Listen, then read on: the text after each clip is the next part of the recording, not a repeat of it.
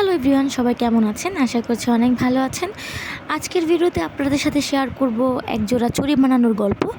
একজোড়া বলতে এক সেট চুড়ি বানানোর গল্প। তো প্রথমে এক জোড়া দিয়ে আমরা শুরু করি। তো এটা হচ্ছে কাজের ফাঁকে ফাঁকে কিছু অংশ যেগুলো আমি ক্যামেরাতে ক্যাপচার করেছিলাম। কেন জানি ক্যামেরাতে ক্যাপচার করতে আসলে আমার ভিডিও অনেকটা নষ্ট হয়ে যায়। আমি জানি না, ক্যামেরার সামনে আমার কাজ ভালো হতে চায় না। তো তারপরেও হচ্ছে যে আমি কিছু কিছু ক্লিপ রেখেছি।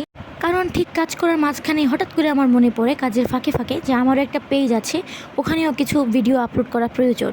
তো অনেক দিন ছুটি কাটানোর পর রোজের ফাঁকে আমি এই অর্ডার পেয়েছিলাম। তো আমি এই চুড়িগুলো বানিয়ে দিয়েছিলাম, তাও 1 ঘন্টায়। হ্যাঁ, 1 থেকে 1.5 ঘন্টা লেগেছিল মনে হয় আমার এই চুড়িগুলো বানাতে। এখানে টোটাল 4টা চুড়ি ছিল, মানে 2 সেট চুড়ি।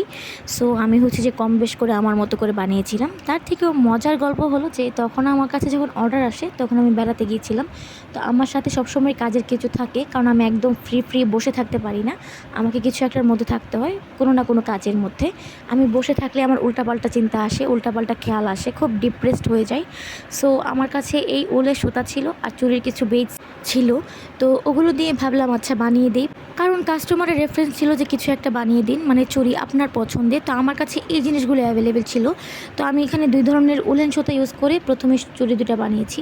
এগুলো ইচ্ছা করলে সিম্পলিও পরা যায়, কিন্তু আমি ভাবছিলাম যে বানাবো যখন একটু সুন্দর করে কিছু গর্জিয়াস, কিছু ইউনিক কিছু বানাই। এই ধরনের চুড়ি আমি এখন পর্যন্ত খুব একটা চোখে পড়েনি, খুব কম পড়েছে। তো আমি ভাবলাম যে আচ্ছা আমি যখন বানাচ্ছি একটু ইউনিক কিছুই হবে, তো এরকমভাবে বানাই। তো কিছু কিছু জিনিস ছিল আমার কাছে, কিছু মিরর ছিল, কিছু সিকোয়েন্স ছিল, ওগুলো অ্যাড করেছি। তারপরে এভাবে বানিয়েছি। প্রথমে আমার মাথায় কোনো ডিজাইন আসছিল না যে কীভাবে বানাবো। তারপর ভাবলাম যে আচ্ছা শুরু করি। আমি আসলে অনেক কিছু ভেবে কোনো কাজ করতে পারি না। আমি যখন কোনো ডিজাইন আঁকি বা কোনো ডিজাইন তৈরি করি তখন আমি হুটহাট করে বসে যাই, হুটহাট করে এভাবেই কিছু একটা তৈরি করে ফেলি। এটা আসলে আমার অভ্যেস। তো এক একজনের এক একটা অভ্যেস থাকে। এইসব কাজের ক্ষেত্রে আমার টুকিটাকি ক্রাফট আইডিয়া বা আর্টের ক্ষেত্রে এই অভ্যেসগুলোই থাকে, যে আমি এমন খুব কমই হয়েছে যে আমি অনেক দিন ভেবে তারপর কোনো কিছু তৈরি করেছি। মাঝে মাঝে খুব কমই হয় যে আমি অনেক কিছু ভেবে তারপর কোনো আর্ট করছি বা কিছু ক্রাফট সিরিজ আমি ট্রাই করছি। ম্যাক্সিমাম অফ দ্য টাইম যখনই আমার মাথায় যেটা আসে আমি করে ফেলি। তো এভাবে করতে করতে চুড়িগুলো এরকম হয়েছিল, একদম ফাঁকা ফাঁকা লাগছিল, তাই আমি এই জিনিসগুলো অ্যাড করেছিলাম। কাস্টমারের খুব পছন্দ হয়েছিল। তারপর আমি আমার সাধ্যের মধ্যে যতটুকু পেরেছিলাম সেই হিসেবে যতটুকু করতে পেরেছি, তার কাছে ভালো লেগেছে। এটা শুনে আমার ভালো লেগেছে, কারণ কাজটা আমি অনেক কষ্ট করেই করেছি।